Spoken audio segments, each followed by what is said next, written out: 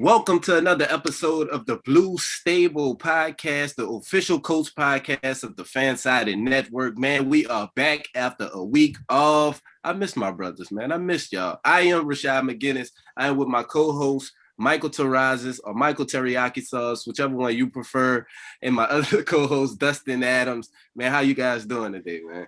Michael, why haven't you changed your Twitter handle? Like, why haven't you incorporated the word teriyaki into your Twitter handle yet? I feel like you're just missing a lot of opportunities here. Because if I'm going to be a writer or an analyst for something Colts or Mavs, why the hell would my handle be teriyaki sauce? I mean, that's a future thing. You're not doing that yet?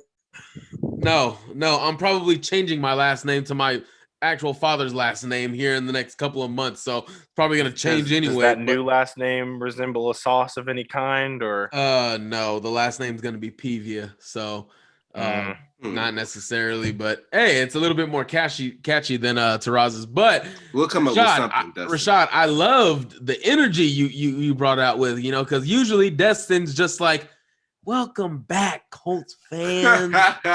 This is another, and then Rashad like, let's go. Welcome back to the show. I've been teaching you well, Rashad. My son, he's growing up. I'm so proud. Your son, who's older than you, but 10 years older than me.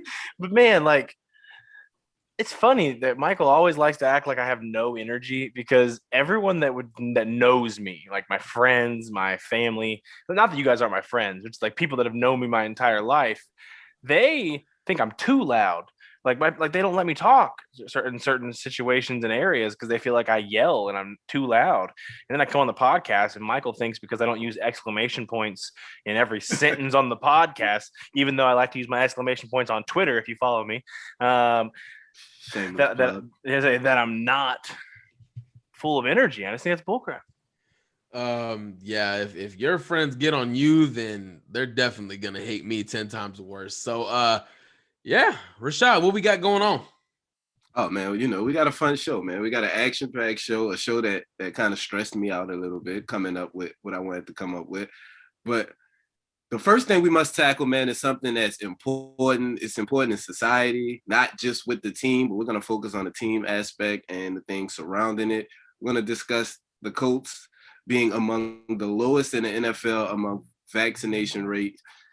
Should we be worried? Should the Colts as a franchise be worried about such little vaccinations and how it's going to affect the upcoming season? I'm going to start with you, Dustin.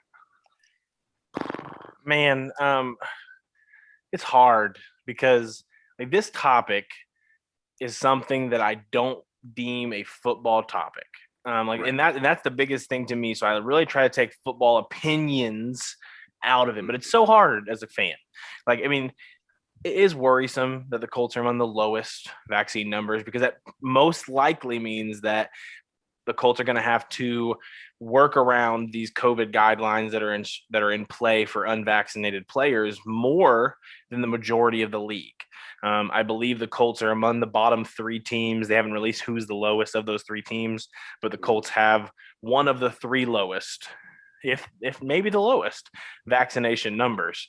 So, I mean, I want to wait until the preseason and season comes around, because I feel like there'll be more people trickle in every team, even the ones that have high vaccination numbers. So I wouldn't say it's the time to worry now. I do think that come post-training camp, entering the first week of preseason, if the Colts still are at the same number, I think the fan inside of Colts fans is allowed to be like, man, we wish that they had a higher vaccination number so we didn't have to deal with it. But this is not a football topic to me. I think everyone needs to look at their family. They need to do the research that they deem.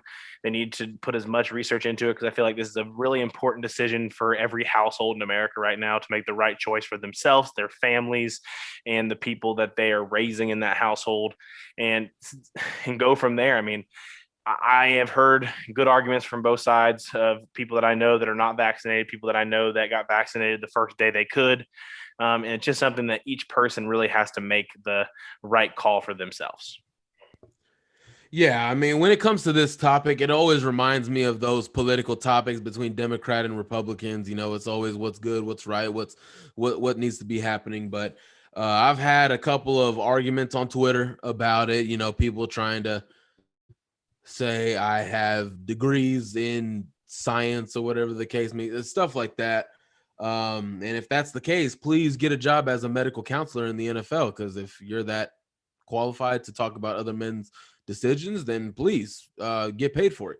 But yeah, I don't really have too much to say on this topic, man. I'm aside with Destin on this one right now. I mean, it could be a mindset. I'm not saying it is. I don't have any sources or any conversation with players that back this up, but maybe guys are just waiting to get to camp to get it done. Maybe they're just waiting to get it done by the team. I don't know. And like he said, what if hypothetically there's 7 guys vaccinated on the team right now, but the day before week 1, there's 35 guys vaccinated. Right. I mean, there's always room for growth. I mean, I just don't even want to get into this conversation too much. Who has been told what? What are the doctors doing this? What are the players doing? We've talked about it enough on Twitter, in my opinion. Again, these are grown men. If it comes to a point to where someone has to miss a game, then that's the reality of the situation. They have to miss a game or something like that. So these are grown men with their families that have sat down and talked with their wives, talked with their families. If their kids are old enough, with their kids. I'm not about to come on here and tell Darius Leonard what he should be doing, because that's not my family, nor is that my household. So, yeah, that's all I really have to say on that. Yeah, I don't really have much to say on the topic either. What I am going to say is that football comes second when making this decision. Your family comes first. You got to do what's best for you, and you shouldn't let your teammate, affect that decision. And if any more guys don't get vaccinated, I think the Colts did an outstanding job last year maintaining when the vaccination wasn't around, but the way they protected their players and the way they ran things, and the majority of the roster being disciplined, they was one of the least affected teams out of the whole NFL. And I think Frank Reich and Chris Ballard and the guys will do a good job maintaining that. And yeah, that's pretty much it. The last thing I have to say on this, and it literally just popped in my head, someone took it upon themselves to try and call out Chris Ballard and Frank Reich for the reason why these guys aren't vaccinated. Guys, Chris Ballard's not a doctor. He's a general manager of football. He can't make these guys. He's always said they encourage it. But to try and say it's embarrassing for the franchise, it's really not. So don't blame Frank Reich, who is literally a pastor and a football coach. I don't think he went to college for 10 years to study science and bacteria and all that stuff. So the other funny thing about it is that Chris Ballard, I mean, I don't know about Frank Reich, so I'm not going to speak on if he's vaccinated or not. I believe he is from what I've heard, but I'm not going to say for 100% fact. Chris Ballard is 100% came out saying he got vaccinated pretty much as soon as he had to. So I don't understand people getting upset with Chris Ballard when he's somebody who has vocally came out saying he believes people should get vaccinated. He's vocally said he's been vaccinated, but then people are going to say, wow, Chris Ballard's dropping the ball here. Like, Chris Ballard, just because he employs these guys, isn't going to make 53. I mean, right. Technically going into camp, 90 men make that decision. But that's just not how I highly doubt that he changed their contracts and said by contract you have to get vaccinated. I don't think that happened. Probably not legal currently. And that's another great point that Dustin brought in, and this will be the last thing we touch on before we change gears a little bit. Dustin, they said we're one of the lowest vaccinated team right now, but every team is carrying 90 people on their roster right now. So almost 40 of those people are going to be cut. Who's to say where we fall at once those 40 people get cut? You never know. It's going to be such drastic roster changes between now and the start of the preseason. We may be in the middle of the pack by the time. This is a drastic part of the vaccination talk. But do you think there's going to be teams that use whether a player is vaccinated or not who's on the bubble if they make the roster? I bet there are teams that will. I do. Yeah, I highly doubt. If it's someone that's important, like, are you talking about roster I'm bubble saying, guys? About the bubble. Well, Yeah, roster bubble. Roster bubble guys. then obviously No. you're not on that bubble. But I'm saying in my for receiver opinion, 5 on most teams, or 5 or 6, like those spots that everyone's fighting for, every single team basically. If you're really close with a few guys, which usually you're going to be near the end of those cuts, I wonder if if you're vaccinated or not is going to come into play. It's never going to come out that that's the case. Up a whole nother can. I'm just telling you, like, these are the things I think about. Like, I really do think it's going to be highly used. And that's good thinking, but in my opinion, that's just stupid. I'm not saying it should be that way. No, I hear me out. You make a great point, and maybe it is possible you're putting yourself in a GM shoes and a scout shoes, a decision maker shoes. And what would I do in this situation? What would I do in that situation? You're using your creativity. My reaction to that is stupid, devalues your decision making values as a man. It goes against everything you've said about building up a franchise. It goes up against everything you've talked about wanting in your locker room. Why would you say, hey man, you didn't get vaccinated, so guess what? You don't get a job. You don't get to put food on the table, even though you earned it. You don't get to get kids Christmas this year. You don't get to do all that. That's just not gonna roll with anyone. I'm sorry. I mean, like you said, it'll never come out. I don't know why a team would make it come out, but I'm just saying, behind closed doors, if I was a decision maker there, man, if that was even a conversation, I'm probably putting hands on someone. Well, if that happens, you'll probably have to call someone, and we know just the people to call. Ain't that right, Dustin? Hey, we do. It's the Ghostbusters. Is that what it is? Not quite, but Destin Adams law firm. Actually, One Call Technology. This upcoming topic is the One Call Technology topic of the day. Thank you so much to One Call Technology.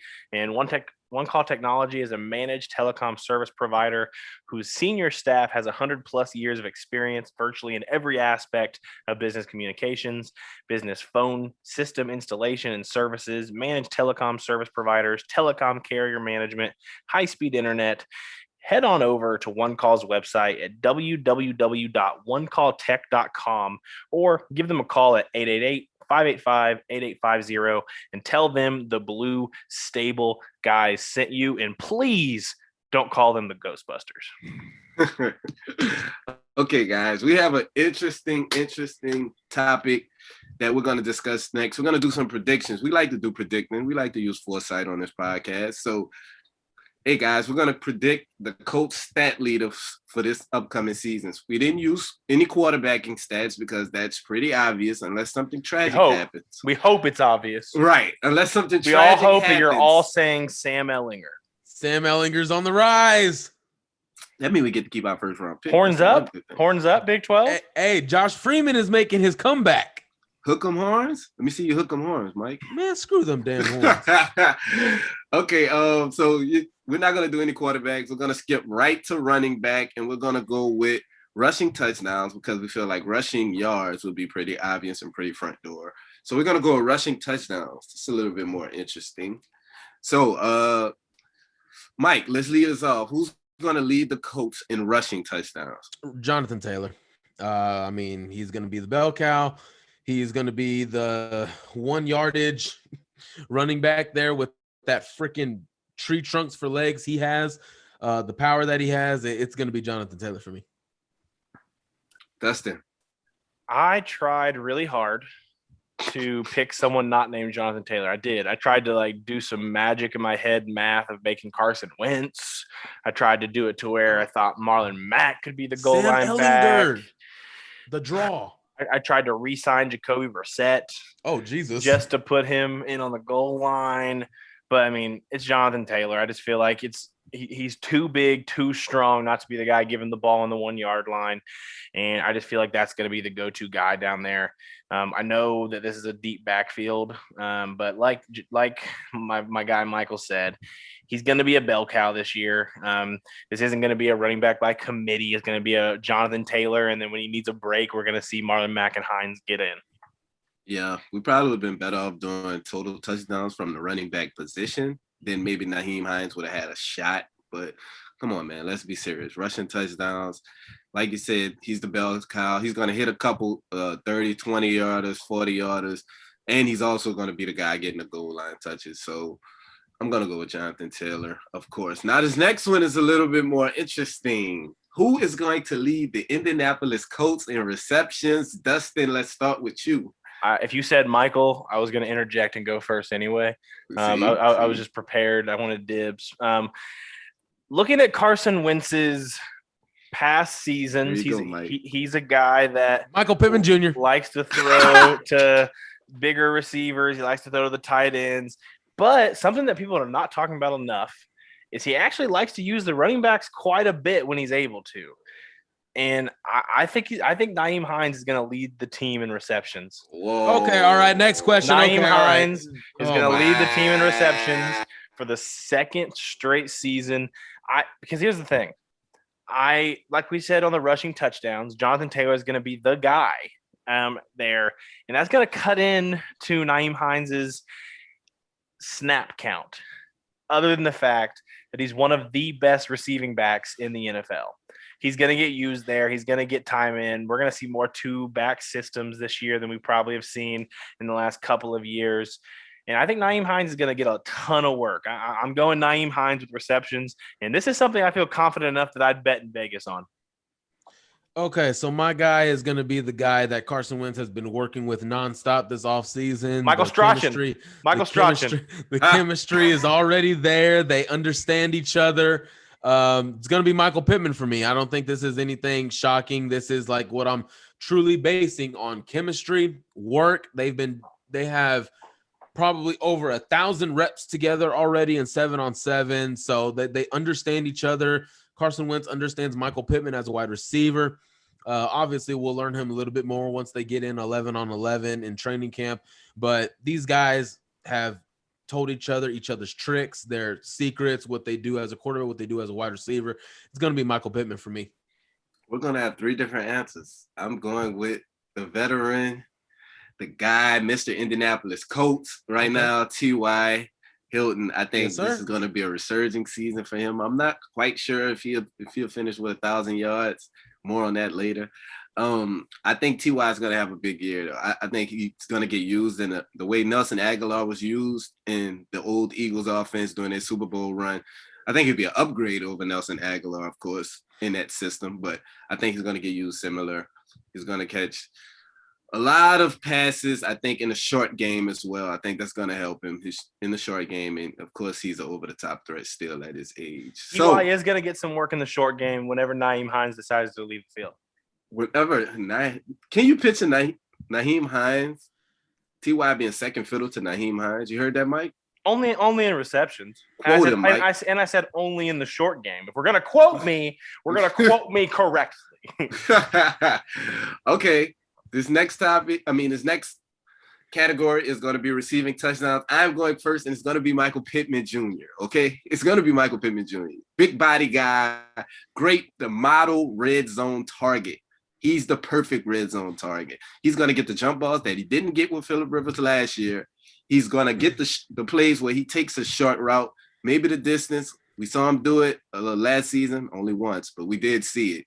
And he showed flashes of it. He broke a lot of long plays off in the short game. Michael's smiling from ear to ear. I know he's happy with that pick. Yeah, I believe in Michael Pittman. And he's a former Trojan, so. And because we already know where Michael... At least someone has shown that they believe in Michael Pittman. But before you go, Destin, I'm actually going to put my pick in. Thank you very much. Okay, this is the blue stable, not the Destin Adams stable, all right? So, I love Rashad's pick, okay? But I'm not going Michael Pittman Jr., surprisingly. What? I am going to go with a guy who I'm going to bank on his size. I'm going to bank on his red zone ability. I'm going to bank on Frank Reich being the smart genius of an offensive coach that he is. And he's going to scheme this guy open because he's going to be better than Jack Doyle. Kylan Granson needs to grow. I'm going to go with Mo Cox. This is strictly to get people to stop tweeting at him. I'm saying it right now. This is strictly because he wants people to stop tweeting at him. I'm going to get a lottery ticket. Going to get a lottery ticket. Look, I am banking on Frank Reich being the genius that he is, that we believe he is. Why would you not scheme Mo Alley Cox open? Why are you going to do a jump ball with T.Y. Hilton, but not do one with 6'7" Mo Alley Cox? Why would you not do that? I mean, his wingspan, his hands, and Mo Alley Cox does have ability in the red zone. He can beat a double team. I think he's a solid route runner, short route runner than he is a long route runner. So I trust that ability in the short game, and I trust Frank Reich and Carson Wentz with those big targets. Mo Alley Cox is my tight end one. Tight end one, Mike? For this team, yes. Because Zach Ertz is obviously not coming. So, I mean, I guess this is just perfect for how we're going to set this up, because I believe Mo Alley Cox has murdered someone in Michael's family. And for some reason, Michael believes that I have a vendetta against Michael Pittman, and I'm going to pick Michael Pittman for receiving touchdowns. The only people that I really considered was the tight end position to beat him out, just because, like Michael said, I think we're going to see a lot more throw-ups in the end zone this year than we've seen in the past. I think that's just where Carson Wentz is going to be able to score a lot in this next year. And not seeing Pittman do it last year was a travesty. It was just dumb not seeing him do it over and over and over. Considering how many one-on-ones he had in the red zone, inside the 5. Especially, yeah, exactly. And so I am saying Pittman. The main reason I went away from the tight ends is because we run a tight end by committee. Frank Reich likes to scheme them all in here and there, depending on the formation. I think it's going to be close in the snap counts at the end of the year between the three of them. I think Granson will still end up being third, but I really do think it's going to be a close to see who gets the more snaps there. And for that reason, I have Pittman getting the most touchdowns. I just think he's too talented. I think he's just going to get a lot more opportunity this year. And I'm excited to see the jump he makes in year 2. Year 2 is huge for a lot of rookies, but it's huge for receivers. Don't let Destin fool you, fans. Okay, he wanted Elijah Moore over Michael Pittman. Okay, stop the blasphemy. I really do wish if Michael wanted to use this weird debate of me hating Michael Pittman, that he would at least use the ones that I've actually said, because I never once asked for Elijah Moore to be a Colt. I just scouted the entire draft because I love the draft. Oh wait, I got it wrong. Kadarius Toney. See, again, you're just not going people that I wanted the Colts to take. It's just weird to me. But either way, I think he's going to lead the team in receiving touchdowns. That was the question. That is the answer. I like Michael Pittman a lot. I think he's a guy who can be a number 1 in the future. I just think it's a good thing that he is not being forced to be it this year. And through these first 2 categories we did for receivers so far, I think that's a testament to how deep this receiving room is, because we all been having varying answers. You know, most receiving rooms, like if this question was asked in Green Bay, this would probably all be Devontae Adams. You know what I'm saying? See, we're all having all these different answers, and Zach Pascal's going to lead the team and everything. Exactly. That's the way it's going to go. So for the last one for receiving, we're going to do receiving yards. I am interested to hear this. We're going to start with the person that left off last, Dustin Adams. Yeah, I have T.Y. Hilton. I'll be short and sweet about it. I think T.Y.'s the biggest thing he was really missing with Rivers was the deep shots.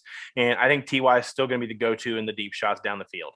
I think T.Y. is going to get back to being able to use that 1-2 step at the line of scrimmage to beat a guy, get downfield, make that play. And I think he's going to lead the team in receiving yards. I don't know if I'm willing to bet on it being 1,000 yards yet. I don't know if we'll have an 1,000-yard receiver this year, just because how spread out I think it's going to be. But if we do have one, I think he's going to be the closest. So I would say T.Y. Hilton. You got Mike.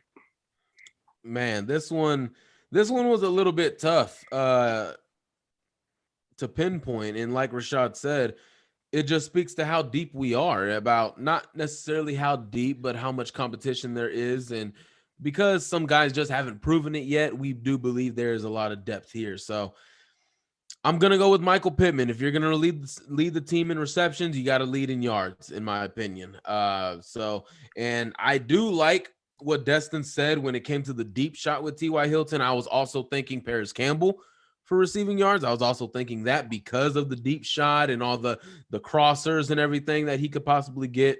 But Michael Pittman, I'm counting on this big jump that he's going to make. The chemistry he already has, the belief he has from Mike Grove, from Frank Reich. I mean, they're going to scheme this guy open.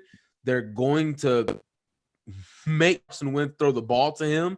And I am really expecting a big year from Michael Pittman. He has it all to be great in this league. Not good. He has it all to be great. And I think a TCU coach just followed me on Twitter. But anyways, yes, Michael Pittman Jr. is the pick for me. And this is going to be another answer where we have 3 different answers, because I am going with the most explosive wide receiving weapon that we have, a guy that I think is finally going to be healthy for the first time in his career for a full season. I'm going with Campbell. We've seen him lead the team in receiving yards and receptions after week 1 when he got hurt after the Jacksonville game, when he got hurt early in week 2. I just think it's all there for him this season. I think he's the one guy that really can instant offense on this team. I mean, aside from Nyheim Hines, of course, who I also think is explosive as well. But Paris Campbell has the speed, big play ability. He has the ability to turn every play into a big play. He's not quite the possession guy that Michael Pittman is, but he's a guy that can catch a ball, catch a drag route and take it 40, 50 yards, if the opportunity is there. He's blazing fast. He has the hands. He has the ability. He has every ability but availability. And we all know how, the best ability is availability. We just need him to be healthy. And I think this is going to be the year. Normally happens to me in year 3 for most receivers, although Paris is behind schedule a little bit due to injuries. I think this will be the year if we finally see. I like the aggressive pick in Paris Campbell. I mean, all of us I think it'll be a win if he plays over 10 games this year. As a Colts fan, just to see what he can do. I just think that's the biggest thing this year is to see who you have in Paris Campbell. The biggest reason I don't know if it's in the cards for Paris Campbell to lead the team is just because I think Pittman and T.Y. are going to be the guys that are the outside guys no matter what, really. I mean, T.Y. will move around, but T.Y. will be on the field the most of any of those receivers. The thing about Paris Campbell is I don't know who – I know there's going to be a split in the third most snaps in the fourth, like getting the ball where there's got to be because Pascal's got to be on the field. Paris is going to have to be on the field. I'm interested to see how they do it. I would love to see him lead the team in receiving because, again, the biggest thing this year is to see what you have in Paris Campbell. And if that's a guy who can lead the team in receiving, then way to go, Chris Ballard. That number 1 jersey fixed everything for Paris Campbell. I'd love to see it. I'm still going T.Y. And hopefully he can stop being ridiculed for taking him over DK Metcalf and AJ Brown and stuff like that. When it comes to Paris Campbell in year 3, honestly, man, kind of like I've said with Quiddy Pay in the past, I'm going to lower my expectations. I'm not going to expect big things because I think we're expecting him to come back a monster as if he was a Pro Bowler before he went down. No, he was a rookie who needed to be developed but never got to develop because he was always focusing on rehabbing. So this year, I want him to focus on his fundamentals, his technique, his route running, and hopefully all of that will come together by week 11, week 12, because again, he hasn't developed yet. So he's been focused on doctor checkups, appointments, x-rays, MRIs, rehabs, physical therapy. He's been focusing on all of that. Now in year 3, I'm actually going to lower my expectations. And honestly, I'm kind of ashamed I didn't think about it sooner, but I'm going to lower my expectations for Paris Campbell because of those things. I want him to focus on the basics. Well, you referenced a player, Quiddy Pay. And speaking of Quiddy Pay, he's going to be a date for our next topic because we're going to head over to the defensive side of the ball. And we're going to discuss who is going to lead the Indianapolis Colts in sacks. And I'm going to just go ahead and get mine out the way, man. I got Deforest Buckner. Let's not overthink this. He's a 10 sack a year kind of guy. He had 9 last year, I believe. He missed the game with COVID, due to the COVID. he's that great of a defensive tackle. We'll more on that later. Rashad. So I'm gonna ask you, Dustin. Rashad. Who do you got? I'm going Deforest Buckner as well. I was muted just so I wanted to, pause for dramatic effect for me to give the obvious answer. But Deforest Buckner, just because, like you said, I think he's a guy that if I look at, I think can get 10 sacks. And as much as I like Kwity Paye, as much as I would love to see some of these other guys take steps forward, I wouldn't put $1 on anyone else getting near 10 sacks this year. I would love to see it. Right. And I think people have the potential to do it. But I wouldn't. If I'm a betting man, which, Mama, I hope you're not listening. I am. I'm not putting $1 on anybody else but DeForest Buckner getting 10 sacks this year. Mike, don't do this, bro. So wait, we're just gonna talk about sacks and not mention Isaac Rochelle. We're gonna just forget about the great Isaac Rochelle, the guy who is so athletic, who is so strong. Hey, no ridicule on Isaac Rochelle right now, okay? I've had conversations with him and his wife on them coming on the show, okay? No ridicule in Isaac Rochelle. We want to hear from you both. We want to talk about your TikTok life, your Colts life. Yes. Okay, I just want to give a shout out to Isaac. I still want to say I just wanted to give a shout out to Isaac Rochelle. Okay, of course it's going to be DeForest Buckner because there's just so many options to choose from on this so dominant defensive line. Freaking Kamoko Toure off of an all-pro season is about to come back. Kwity Paye out of having 30 sacks in college at Michigan is about to come up and get a 15. Like, guys, really? DeForest Buckner, man, come on. What are we doing? I think Kenny Moore is not getting enough love. Wow. That's funny. I think our next Darius Leonard.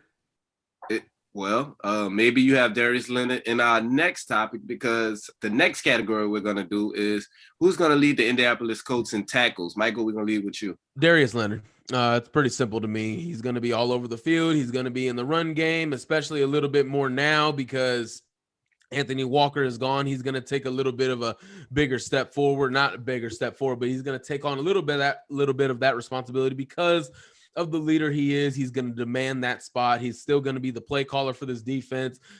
Pass coverage, blitzing, run game, maybe punt return. Hey, man, it's going to be Darius Leonard for me. Yeah, I'm going to say Darius Leonard. I do think it could end up being close. It just kind of depends on some things. Bobby Okereke is going to be playing a little bit different of a role, so we could see him going there. We're going to see someone new coming into the lineup as well at the Sam spot this year. And we'll see what happens. We're going to see what happens in the defense. But Darius Leonard is my pick still just because, again, I just couldn't put money on anybody else right now. But this is always going to be something I bring up about Darius Leonard. As much as I love him, he's not shown that he can play a full season. He hasn't yet. Yeah. And I just don't know if you can continually lead the team in tackles if you're not playing every single game. Guys like Kari Willis are all over the field. Wasn't it last year that some Stephen Holder, I think it was Stephen Holder that tried to escalate his comments by saying Darius Leonard almost retired last year because of a concussion? Maybe was that it? I don't know if it was Stephen Holder. I don't want to name anybody. There was an article that came out last year. There was an article that came out last year right after after he missed some time. He missed 3 or 4 games in a row because of the concussion. 3 in a row. And he was saying that he was and Darius Leonard said that he was in a dark spot mentally, and he's been really big into the kicking the stigma campaign. The Colts have really kickstarted, and the Irsay family has kickstarted. And hey, like I said, we don't know if he's going to play every single game, but I know Darius Leonard is the leader verbally, mentally of that team. So I'm going to go Darius Leonard. Shout out to Darius Leonard and the Maniac Foundation. I'm going to go with Bobby Okereke, future Hall of Famer. I think Bobby Okereke is set for a breakout year this year. After splitting time with, oh my God, I'm blanking. Anthony Walker. After splitting time with Anthony Walker, he's going to be the full-time Mike.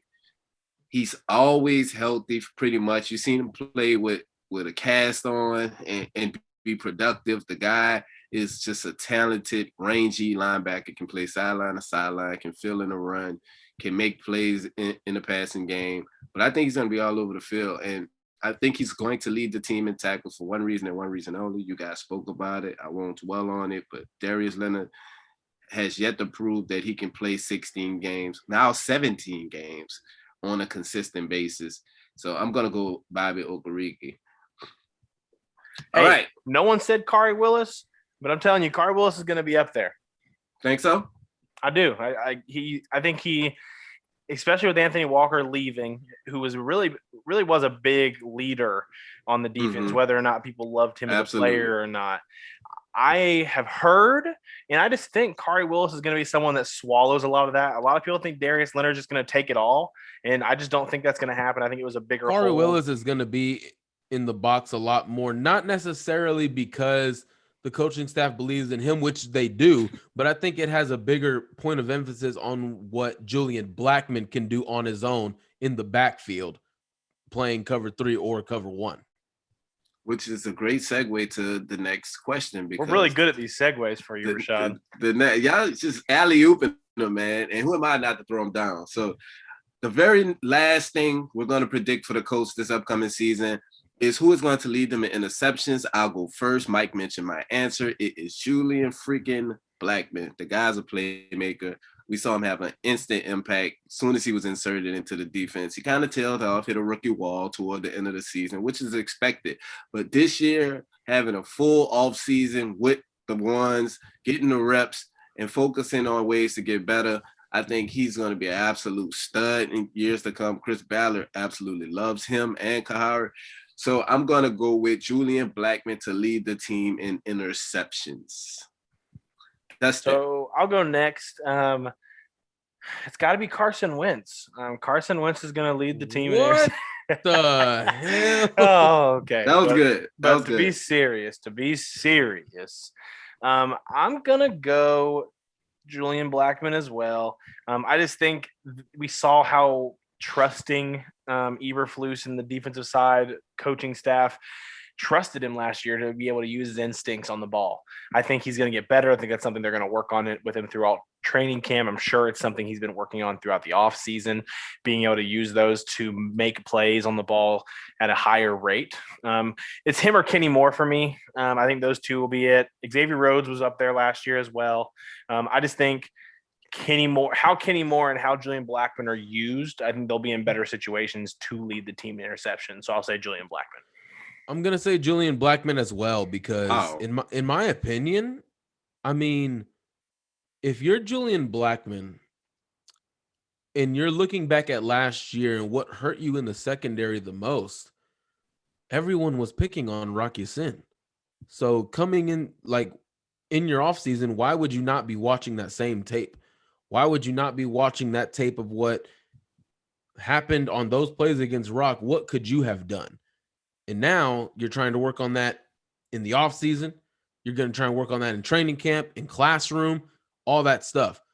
And in the season, who knows? Eberflus might make it a point of emphasis to throw coverage and help out Rocky Sin with Julian Blackmon, double covering. I mean, we're going to play some good wide receivers this year.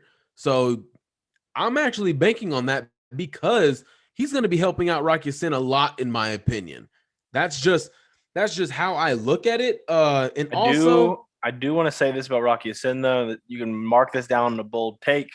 Today is July 19th, 2021. It is a Monday night. It is 10:53 Eastern time.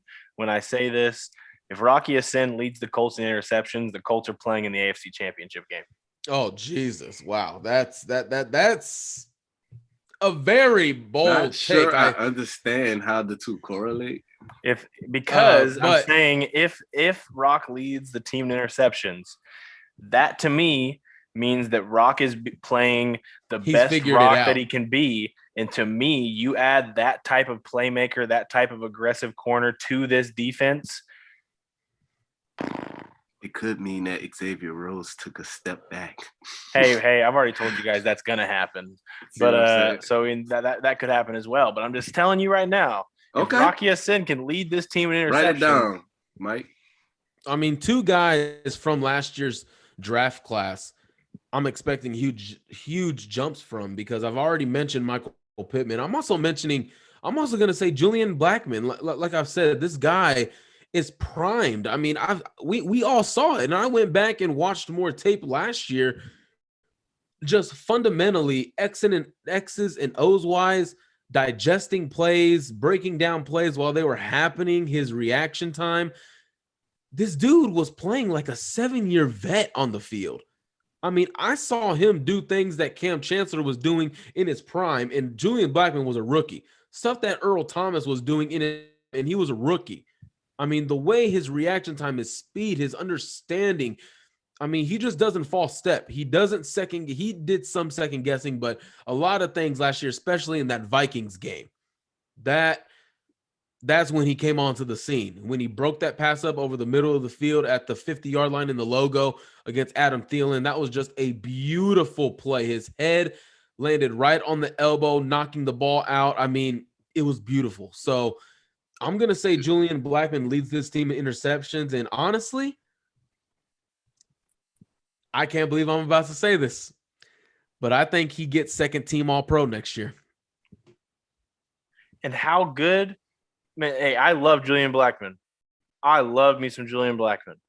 But we are living in man, I don't want people coming at my throat, but in arguably one of the better safety generations that we've seen in a very long time. We have so many good safeties across the NFL right now. And from the way it sounds, the way Michael's talking about him, it sounds like Mike thinks he's going to be a top 10 safety, which is a good segue to our last segment of the day. Had to make one up there. Yeah, I had to come with one on the spot.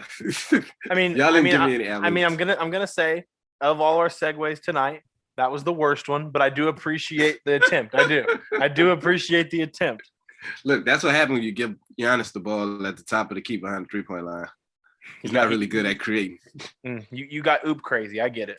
Right.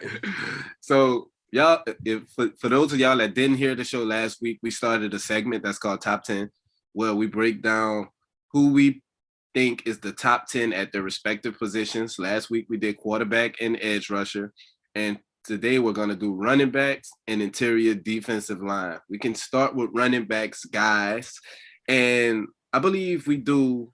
How do we do it? We do it 10 through 6, right? Yeah, so we do 10 through 6, then 5 through 1. If you have any honorable mentions, say those before you start 10 through 6. Okay.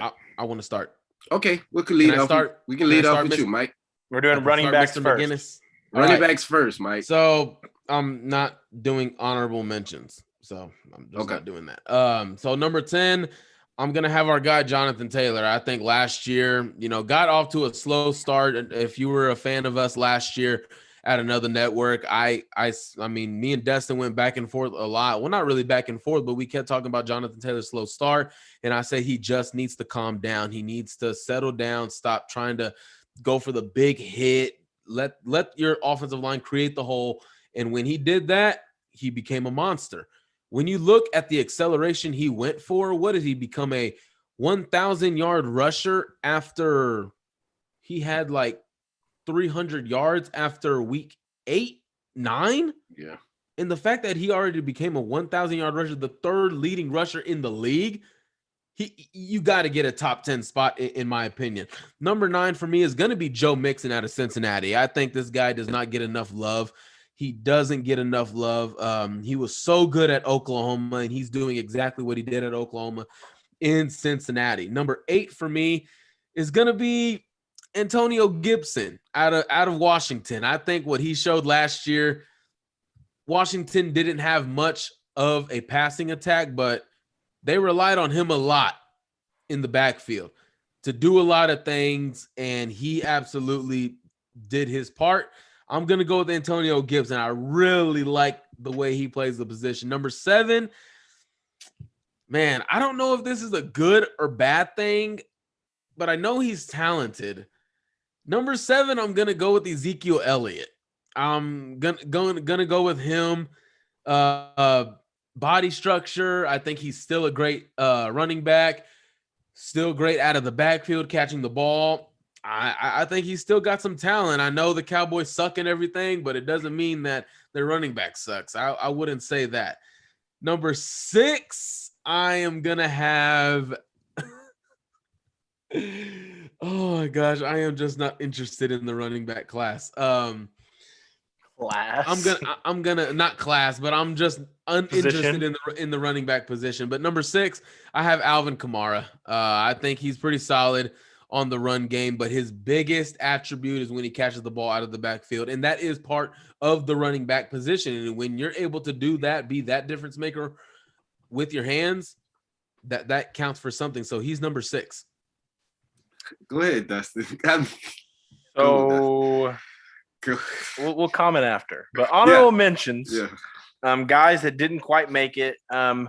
I'm not going to say this is exactly 11, 12, 13 in that order, but these 3 guys didn't make it for me. Aaron Jones, Chris Carson, and Joe Mixon.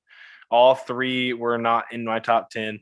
Joe Mixon, I've drafted you in the first round in fantasy way too many times. You've hurt me so many times in the last few years. Okay. So I think he's talented. Get personal feelings out of it. No, I'm about to explain.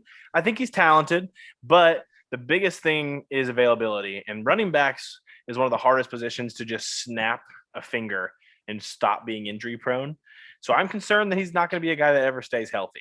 So I'm going to keep him out of there because of that. Chris Carson, I think he's a guy that doesn't get talked about enough because of how consistent he is.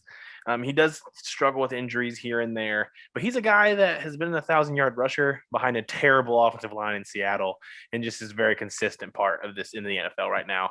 And Aaron Jones is a guy that I bet you guys have in your top 10, and I'm sorry. I think the Green Bay line, the passing game they have has overblown him talent-wise. And I really think before his contract's up, A.J. Dillon's going to be the starter there. I wouldn't be shocked if by the end of this year, A.J. Dillon is taken over running back 1 in Green Bay. So going into the top 10 now, at number 10, I have Austin Eckler out of the Chargers. To me, a big thing of the running back position now is the ability to catch the ball. Very few guys are able to be elite without the ability to catch the ball anymore. There are a couple that still don't do it, but it's really important nowadays. And Austin Eckler is one of the best at it. And also, I think he doesn't get enough credit for his field vision. So I have him at 10. Number 9, one of the running backs last year that just tore it up the second half of the season, and that's David Montgomery. I think David Montgomery was on the verge of being a bust type draft pick for the Bears. Watching him the second half of last year, the vision that I saw him have, his ability to hit the hole with a fierceness after Cohen got hurt. I loved what David Montgomery turned into last year, and I think he's talented, and I think he's going to be talented for a long time. At number 8, I have Ezekiel Elliott. I think Ezekiel Elliott is one of, if not a top 5 talent, skill, like God-given talent running back in the NFL. But effort is a big part of this position. It's a big part of sports. And Ezekiel Elliott too often lacks in the effort category. And for that reason, I'm going to have him at 8. At 7, I have Jonathan Taylor. What he was able to do the second half of the season, I think skill, effort, power, his ability to catch the ball already is something he wasn't really able to do at a high rate at Wisconsin. I think it's unheard of for a rookie just to come in and do that. And at number 6, I have Nick Chubb from the Browns, a little bit lower than you probably guys have him. I think just because he has to split time with Kareem Hunt, he still leads the backfield, obviously. Having a second guy there is a pitch count type, and a guy who got injured last year has not shown that he can play a full season. And the top 5 running backs I have above him, I just think are better. So I have Nick Chubb at 6. You guys are so disrespectful, man. Oh, Jesus, my God. Honorable mentions, I have 3 of them. We're going to start with Jonathan Taylor. He's my honorable mention. I just need to see him do it again. Talk about disrespectful. I don't have anybody coming off of their rookie season. I damn sure don't got Antonio Gibson at 8. Man, that was nuts. Wait. Jonathan Taylor's my honorable mention. Talent is nuts. Chris Carson is an honorable mention for all the reasons Dustin said about what he's been doing behind that terrible offensive line. And Austin Eckler is my last honorable mention, just because I'm telling your brother, Rashad. He can't stay healthy. Austin Eckler cannot stay healthy. Your Can he stay brother, healthy? your Can he stay healthy? brother has to Okay. know from being when he was with the Chargers for a bit of time how talented Austin Eckler is. Melvin Gordon was still a man then. We haven't seen Eckler be a bell cow yet. Which takes me to number 10, Joe Mixon. Joe Mixon has been putting up numbers with one of the worst offensive lines, the same offensive line that has on Life Alert right now. Go look at a Joe Mixon highlight reel. He's getting hit in the backfield on all these plays, and he still finds a way to make plays. Like Dustin said, his health is a bit of a concern, but when you have an offensive line that's allowing you to get punished like this, health is always going to be a concern. That's my number 10. Number 9 is somebody that wasn't mentioned by either one of you guys. I guess you guys are not high on him, but all he has done is produce since he's been in the league. Josh Jacobs from the Las Vegas Raiders. He's a guy that's super productive. If you look up his numbers, Mike's giving me the sour face, but he's better than Antonio Gibson right now. So my number 8 is Ezekiel Elliott. Dustin mentioned it, the effort. He just doesn't, he's trying hard out there at all times, and when his team really needed him to step up, when Andy Dalton was playing terrible, but they were still somehow in close games, they just couldn't get anything out of Ezekiel Elliott. It was like he phoned it in last year, and I don't appreciate it. And my number 7, the disrespect from Dustin, Michael, Adams. Aaron Jones is my number 7. Coming off back-to-back 1,000-yard seasons, 25 touchdowns in the last 2 years. That's just rushing. He's caught 50 balls each year for the past 2 years.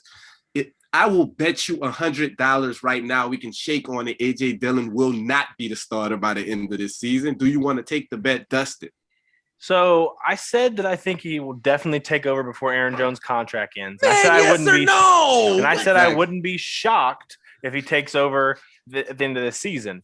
But as I said earlier, I ain't putting money on that because I think it's more likely that he keeps a job this year.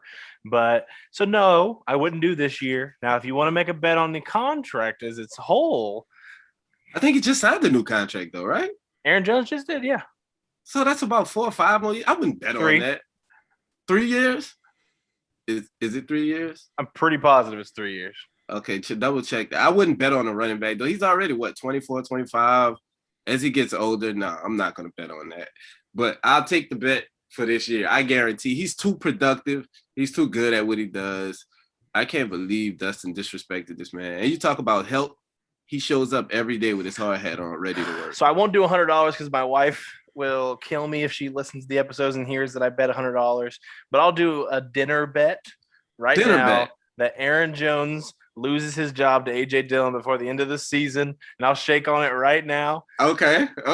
Dinner. Now, injuries obviously get rid of the bet. If an injury comes in, the bet's gone. I mean, that's a part of sports, but they both have to be healthy. They both have to. I'll get aggressive. I'll get aggressive. I'm down. Let's do it. Dinner. Okay, I like that. And my number 6, since I held y'all up a little bit with the bet, my number 6, I'll keep it short and sweet, is Saquon Barkley, strictly only because of injuries. We know physically he can easily be number 1 or 2 on this list, how physically gifted he is as a running back, but the injuries got him at number 6 for me.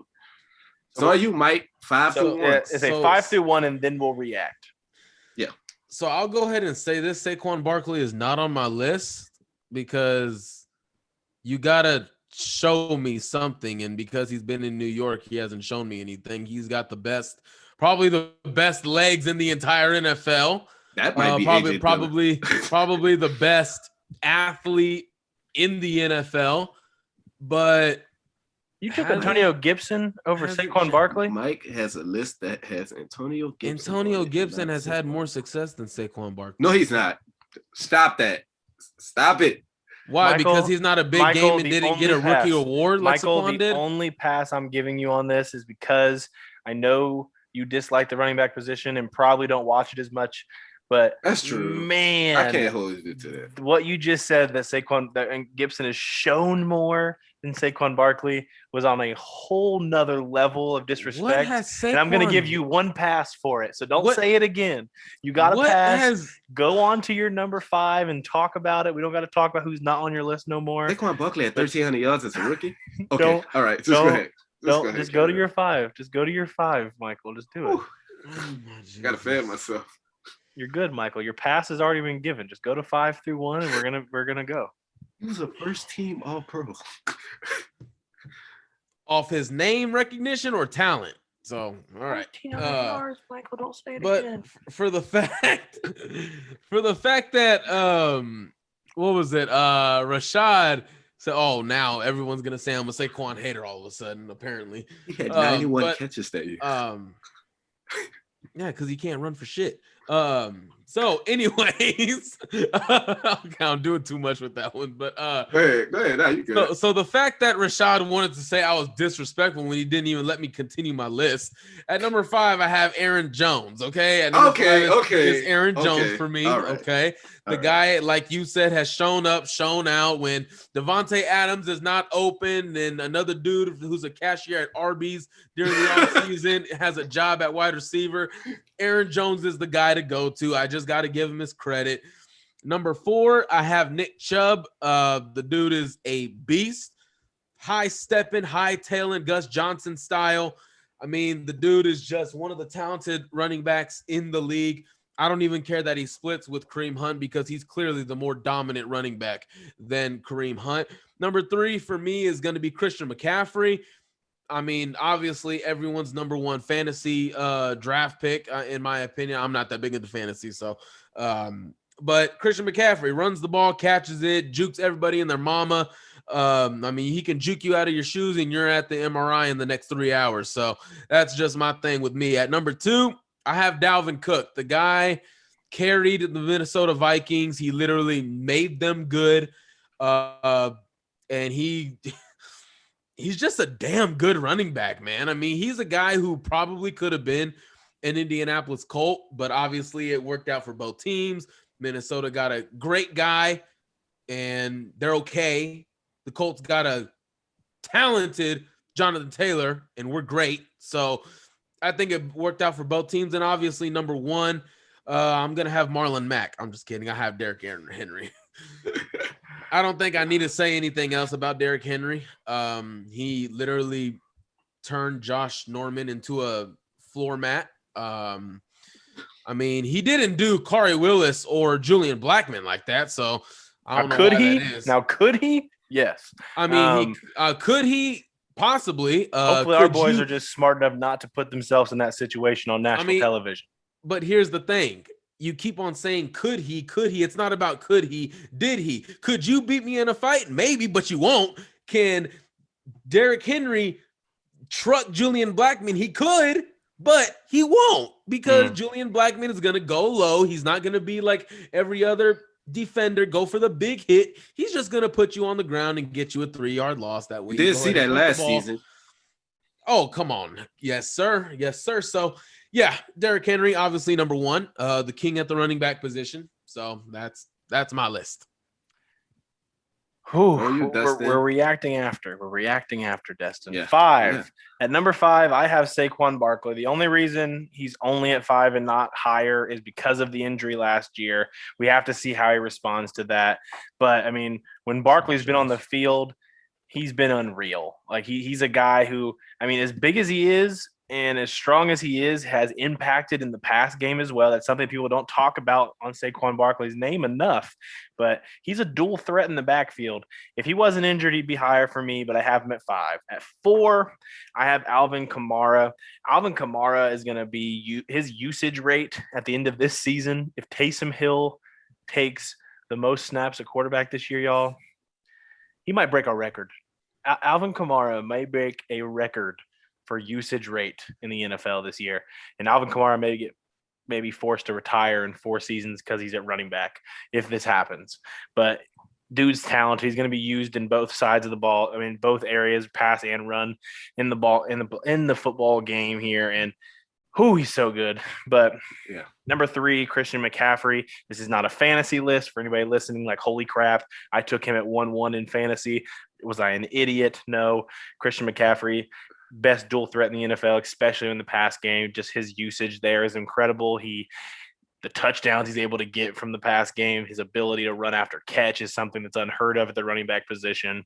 And number 2, I have Dalvin Cook. Dalvin Cook, I think, is just so talented. There are very few guys I think have better field awareness, field vision than Dalvin Cook. There was a game last year where I saw Dalvin Cook hit the brakes, and I don't even know how he saw the guy coming. Dalvin Cook hits the brakes better than anybody I've ever seen in my life. 60-0 back to 60 in no time. Dalvin Cook. And at number 1, Derrick Henry, King Henry, DH2K. I don't know what you want to call him, man, but like, dude is unreal. I hate having to play him twice a year.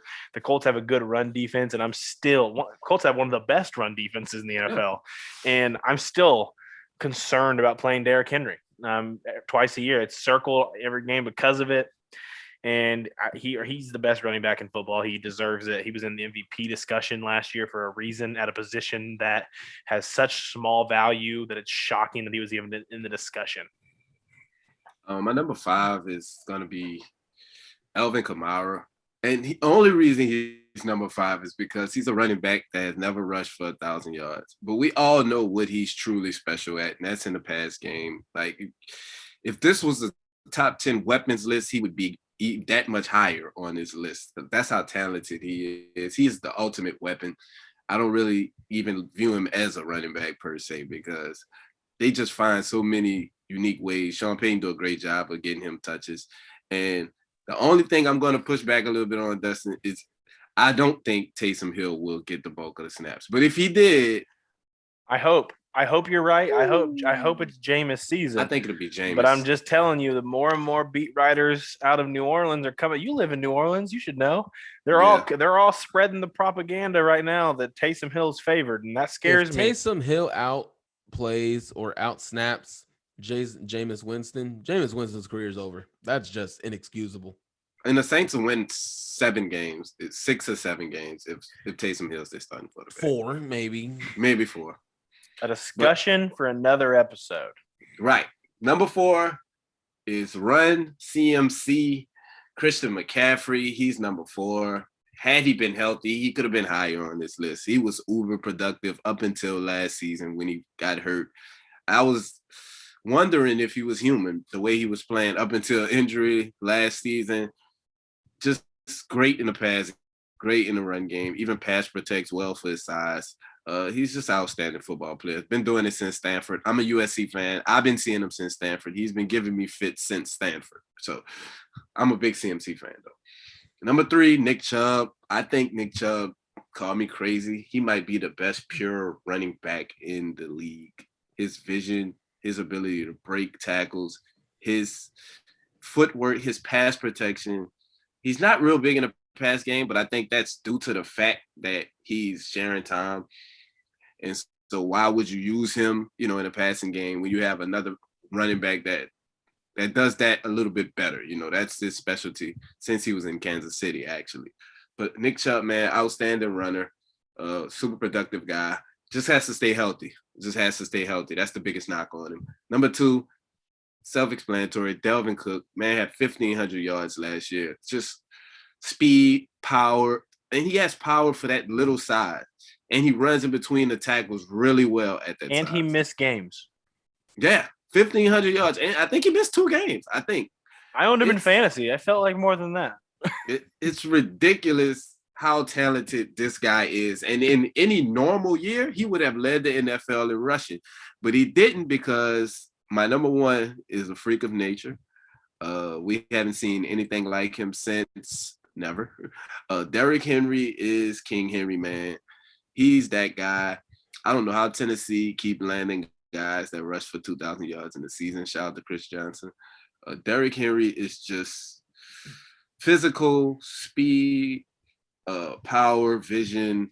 He doesn't offer you much in the passing game, but when you're that productive running the ball, who cares? So, all right, let's react to some of the things I know we got to hurry up and go pretty quickly because we still have interior D lineman to do. I don't even want to talk sweet. about Michael not having Saquon Barkley on the list. I don't want to get into it. The biggest thing that I feel like I have to defend is not having Aaron Jones in there. And I know you guys probably disagree. Obviously, you both had him in your top 5. He was 7 for me. He was 7 for you. He was in Michael's top 5. Yeah. And I really, truly believe if Aaron Jones was taken out of the Green Bay system, the Green Bay line, the Green Bay pass game, I don't know that he would rush for 1,000 yards anywhere else. I truly don't. Well, that's only your opinion. I mean, I this is about my opinion. I'm not saying that it's factual. I'm not saying that people can't disagree with that. I just feel like from what I've watched of Aaron Jones, first of all, I value field vision very highly for running backs. And watching Aaron Jones last year was going to give me an aneurysm, especially in the playoffs. Watching this man just put himself in linebackers' hands, just giving himself up. And I just didn't understand it. It was irritating the crap out of me watching him in the playoffs. And then I felt like A.J. Dillon would come in and he would give a spark. He wasn't the guy that they were going to give too many snaps to right away. But I just don't know. Question. Go ahead.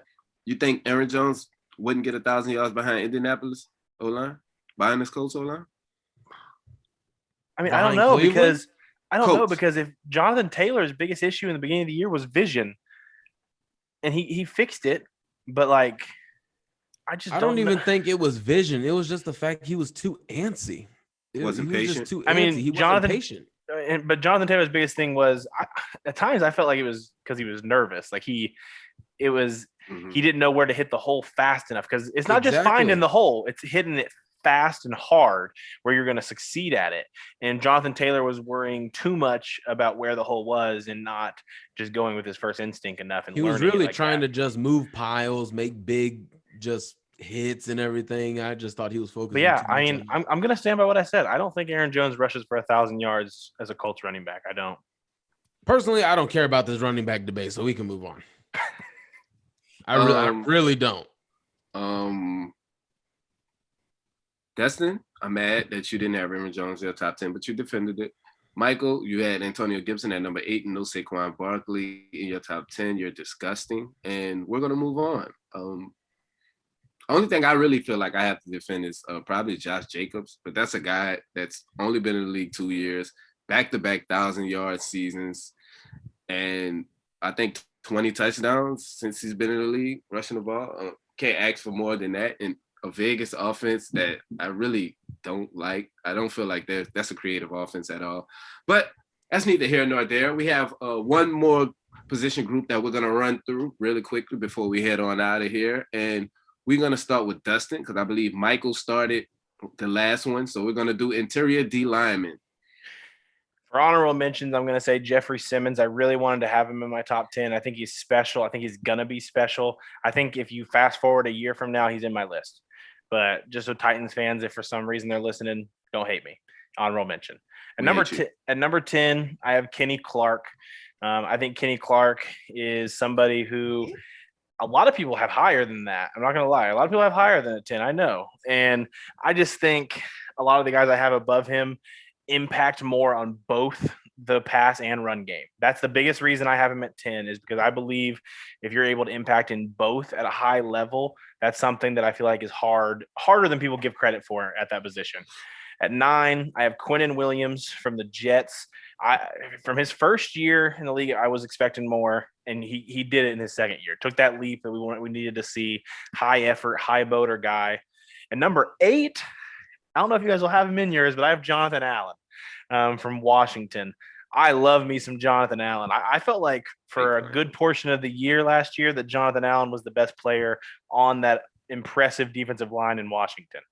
And I think he impacts both sides. At number 7, there's some debate on if he's an edge or interior, but he did go over 50% of his snaps in the interior last year, and that's Leonard Williams at number 7. I wish Leonard Williams could have found his way to the Colts. He was a guy that if he wouldn't get tagged, I wanted to bring in somehow, some way over the last couple of years. And he was on the trade block and went sent to the Jets from the Giants. To the Giants from the Jets. I love me some Leonard Williams. And at number 6, I have Grady Jarrett from the Falcons. And I mean, one of the best run stopping first and foremost, but also has splurts of just being special in the pass game. So I have Grady Jarrett at 6. Okay, Mike. Okay, so I'm going to be very honest about this. Mm-hmm. I do not care about the running back position, okay?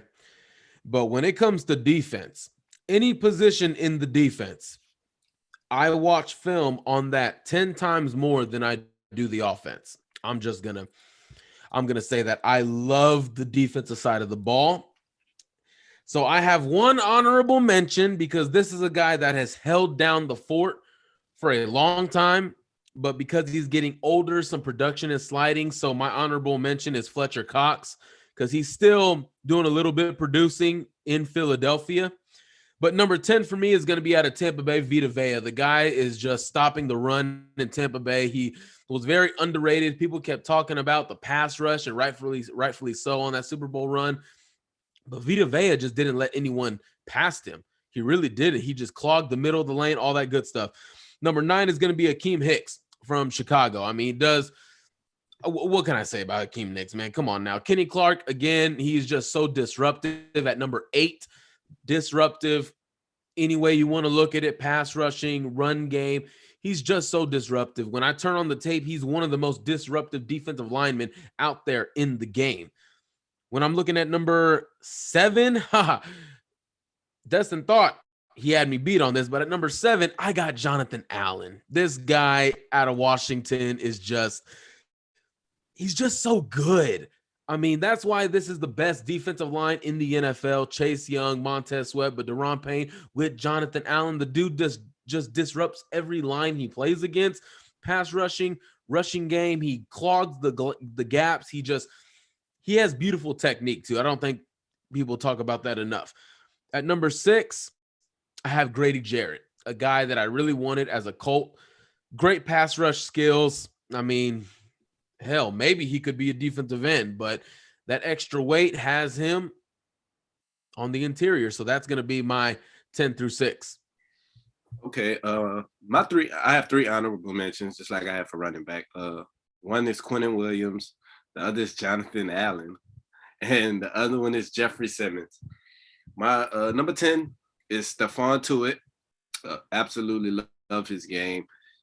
The only reason he's so low at number 10 on my list is because that Pittsburgh defensive line is so talented. I'm not quite sure how good he would be if he was placed among some average talent. I'm not sure how good he would be. Number 9 is Fletcher Cox, who's tailed off a little bit, but is still extremely good at what he does. He's an OG in the game now. I have mad respect for Fletcher Cox. He was great for so long. Number 8 is Vita Vey. You know, Mike spoke on what he has done for that Tampa Bay defense. They looked like a different defense when he came back off an injury, and you could definitely see his impact on that Tampa Bay defensive front. Number 7 is one of my favorite defensive tackles who I feel like don't get a lot of credit, and that's Kenny Clark. He's a young guy that I feel like is on the uprise, can be a star in the league if he keeps progressing. I was about to say projecting. If he keeps progressing at this level, that Green Bay defense as a whole has a lot of playmakers in it. And that's another conversation for another day, but he's one of those guys. Number 6 is Leonard Williams. 62 pressures last year alone. 62. That is just flat out dominant. And he was always scratching the surface of becoming this guy that he was last year. But last year, he finally put it all together, oddly enough, in a contract year, right? Coincidence? I think not. Leonard Williams, plus he's a Trojan. Fight on. So to me, 5 through 1, I'm still higher on this guy than you guys had him, just because of how great he's been for so long. And I still think on a defensive line that's just not that great in Philadelphia, I have Fletcher Cox at 5. Just so disruptive, so strong. There's no interior lineman that I've seen him go up against one-on-one that have been able to take care of Fletcher Cox. Like I've seen some of these other guys get taken care of by some of the elite guards and centers in the NFL. Fletcher Cox to me is just so disruptive still. Now, maybe next year he drops lower on this list. And do I think he's going to keep regressing? Probably. But to me, he's still top 5. At 4, I have Cameron Hayward. Cameron Hayward is still one of the only people to make Quentin Nelson look human in the NFL so far in Quentin Nelson's career. And Cameron Hayward's a guy that I love how he handles himself. I love how his game translates to both the run and pass game. So dynamic. At 3, I have Chris Jones. Chris Jones, what he's able to do on a defense that's just poor, in my opinion, in Kansas City, is just disruptive. I mean, I feel like that word you're just going to keep hearing in the interior lineman discussion is disruptive. And Chris Jones is just so disruptive there, especially in the pass game. Uses that size to his straight and is way faster than a guy his size should be. Really is. When I thought he was going to hit the open market, I would have given my left leg for Chris Jones. At number 2, I have Deforest Buckner. To me, I think Deforest Buckner is the closest to the guy at number 1 just because of his ability to do both in the run and pass game, his ability to beat double teams with ease and receive double teams at such a high rate. Even when he was in San Francisco with one of the more talented defensive lines in football, was still the guy getting the most double teams. Something that people don't understand and haven't looked at enough in that team that was in the Super Bowl. Buckner is known across the league as a guy that's that talented. And he's at number 2 for me. Go Colts. And at number 1, the best player on the defensive side of the ball that we've seen in our entire lifetime, both of us, all 3 of us, Aaron Donald. It shouldn't be hard. Don't try too hard to make him not number 1. I'm talking to you, Michael. But Aaron Donald is unreal. It feels like he was created in a factory somewhere. And even that, it doesn't feel like humans should be able to make something this amazing. It's called Callie's weight room. It's called something. But Aaron Donald's at 1 for me. All right. So at number 5, I'm a little disappointed that y'all didn't have this guy higher on your list because the defense he was on was absolutely pathetic. There was no one to be scared of on this defense. And that's Quentin Williams from the Jets. The guy consistently had double, triple teams. There was no one else to worry about on that defense. And yet he was still disruptive. We talk about how we were robbed of Braden Smith versus TJ Watt, but Quentin Nelson versus Quentin Williams was one of the best one-on-one matchups I saw all year. And that was watching other games. Quentin Williams won a couple, but Quentin Nelson absolutely beat Quentin Williams on that Sunday. Quentin Williams is so disruptive, run game, pass game. He shoots the gap. He's one of the most quickest in the NFL at shooting the gap. I mean, it's just unbelievable. At number 4, Chris Jones for me. The pass rush, the rushing game, his length, he's got good length. I like it all. And like Destin said, when he was projected to hit the open market during the same offseason, we traded for Deforest Buckner. Ended up getting that big contract from KC, rightfully so. Definitely earned it, definitely worthy of it. And we ended up getting the better player. So, hey, it all worked out. At number 3, I got to have Cam Hayward, man. I think he's a little bit better in the run game than Chris Jones. And I think for that, it amounts to something. It definitely made Pittsburgh a lot more competitive on that defensive side of the ball as to where Chris Jones, if you take him off this defense, man, this defense is even worse than it already is. I mean, it's just crazy, in my opinion, crazy overrated. It's not that good to me. But Cam Hayward is a guy that'll make any defense better. He'll elevate any other defense.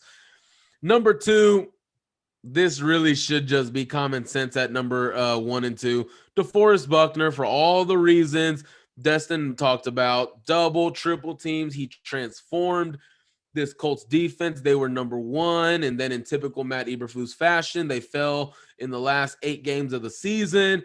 Now, hopefully, getting better talent in, getting consistent play, that won't happen anymore. So Deforest Buckner, I mean, we talked about, he's going to be our leading sack guy. Probably going to get 10. Strong. He clubs people out the way. he literally, I'm not going to say the word, but he pimp slaps guys out of his way. That's literally what he does with them big biceps. And I'm telling you, man, if there's one player that I want to meet on this team, it's not Darius Leonard. It is Deforest Buckner, because I love me some defense, and I love it when a guy can just maul another man for $20 million a year. That's just crazy to me. And then obviously number one, the best player in the game of in the game of football, Aaron Donald, so dominant. Literally flips people in the air like it's WWE. Choke slams them. Choke slammed Ezekiel Elliott last year in week 1. I mean, come on, man. This is easy. Yeah, I mean, that's one of those things that you just don't even, you don't overthink it. You just go with it, My number 5 is Grady Jarrett, a guy that's been productive on a bad Falcons defense. They've just been bad for a few years now. They are void of talent, but he's been one of the few bright spots. Him and Deion Jones have been shining on that defense. I just love Grady Jarrett's game. He's absolutely stout in the run game, and he flashes as a pass rusher. Number 4 is Cameron Haywood.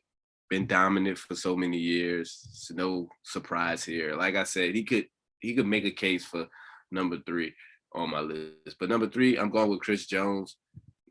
Just an absolute explosive pass rusher from the inside. He's a guy that gets upfield really, really quickly. He's pretty decent in a run game, but he's absolutely electric in a pass game, and one of the few defensive tackle that can put up edge type numbers in a sack department. My number 2 is Deforest Buckner. Deforest Buckner, Defo. No need to elaborate on what Defo brings to this defense. All of y'all are Colts fans that's tuned into this. Y'all know what Defo do. Aaron Donald is number 1, the best defensive player I've ever seen play of my generation. Like, it's no debate at this point. Aaron Donald, man, he's the freaking nature. He's that guy. Had the pleasure of meeting the guy. Great guy. As great a player as he is, he's that great of a person off the field. So shout out to Aaron Donald. I would pay Aaron Donald to choke slam me through a table. That's how great he is. Just pay me and I'll set it up. That sounds a little bit interesting. If I saw that Craigslist ad, I may have to respond to it. Real quick, just before we talk a little bit about this and before we head out, let's run back through all of our guys just so we have it fresh on our mind. I had honorable mention Jeffrey Simmons. I apologize I didn't mention this guy first because I was using a screenshot, not my newest list, but I had honorable mention Vita Vey. At 10, Kenny Clark. At 9, Quentin Williams. At 8, Jonathan Allen. At 7, Leonard Williams. At 6, Grady Jarrett. At 5, Fletcher Cox. At 4, Cameron Hayward. At 3, Chris Jones. At 2, Deforest Buckner. And 1, the one and only Aaron Donald. All right. On mine, the only honorable mention I had was Fletcher Cox. Number 10, I had Vita Vey. Number 9, Akeem Hicks. Number 8, Kenny Clark. Number 7, Jonathan Allen. Number 6, Grady Jarrett. Number 5, Quentin Williams. Number 4, Chris Jones. Number 3, Cameron Hayward. Number 2, DeForest Buckner. Number 1, Aaron Donald. Honorable mentions: Quentin Williams, Jonathan Allen, and Jeffrey Simmons. 10, Stefan Tuitt. 9, Fletcher Cox. 8, Vita Vey. 7, Kenny Clark. 6, Leonard Williams. 5, Grady Jarrett. 4, Cameron Haywood. 3, Chris Jones. 2, DeForest Buckner. 1, Aaron Donald. As far as you guys' list go, I really don't have too many complaints. Like, everybody pretty much in the same realm. These guys are so good that it's a bit subjective, just based off what you like personally, how you want to rank them. Jonathan Allen being that high on Mike's list was probably the biggest shocker. But then again, it's not shocking because he's really talented. Like, he's a real talented guy on that defensive line, and I don't think he gets the proper credit he deserves because of what the edges, Sweat, and Young are doing over there. But he's super talented, man. So I'm not surprised at all. I think you had Chris Jones at 5, Michael? No, I had him at 4. At 4. I would say. Yeah. That was really the only thing that I was shocked about was Cameron Hayward over Chris Jones. I think they're close, so I think it's not the biggest deal. I just think if you switch them positions, they switched them in situations and had Cameron Hayward in Kansas City and Chris Jones in Pittsburgh, that the Steelers would be better, and I think the Chiefs would be worse. In my opinion. no doubt. I agree with that. And that's really why in the end I had to flip them from 3 to 4. But I mean, like you said, very talented interior class right now in the NFL. Wait. So no love for Grover Stewart? He does nothing in the pass game. That's why I can't put him. Hey, if he comes out and gives us 6 sacks this year, he'll be on my list next year. Okay. Good luck. Unless there's going to be a lot of first down throws. Real quick before we head out, special thanks to the Pat McAfee show for giving the Blue Stable a little shout out with their YouTube thumbnail, using one of our writers, Austin, his Julio Jones jersey swap to the Colts on the episode he shared with Chris Ballard, asking why the Colts didn't trade for Julio Jones. He used a Blue Stable Julio Jones thing, and he gave us credit in the thumbnail. It says via the Blue Stable. Really appreciated that. It was from a few days back, about 10 days now, so I'm sorry we didn't notice it earlier. Usually I just watch the show and don't look at the thumbnail. That's the biggest issue there for me. Shout out Pat McAfee. Yeah, super thankful. WWE commentator Pat McAfee, like, man, dude doing everything. Mr. SmackDown. All right, man. Is there anything else that you guys wanted to say before we close the show? Oh yeah. Who do you guys have tomorrow in Game 6 of the NBA Finals? I have the Bucks. I think this thing is over, man. Phoenix. I'm going Suns. I need. Destin wanted it to be 7. I want 7 games. I need 7. This series may not be the big market teams, but man, dude, this has been it's a better series than it was last year in the bubble. See, that's the biggest thing right there. The people that gave so much crap to the small market finals, right? This has to go 7 so that we can see what ratings this got on 7 games. Both teams are giving everything they have, but I mean, Phoenix blew 2 games down the stretch. I really want this to go 7, but I think it ends in 6 because, dude, Chris Middleton is just on a different planet right now. Drew Holiday. These guys are really what's driving. Are you serious? Are you serious, Michael? This is a Colts podcast. We don't have to get into this too much. But this man, we gotta go. I gotta go. This man, I can't even deal with Michael. Didn't mention Giannis just now, but it's whatever. But hey, let's go. Bucks in 7 is my prediction. I'm still okay if Chris Paul ends up with the NBA Finals. Giannis or Chris Paul for Finals MVP. Mike is so sorry, man. He's so sorry.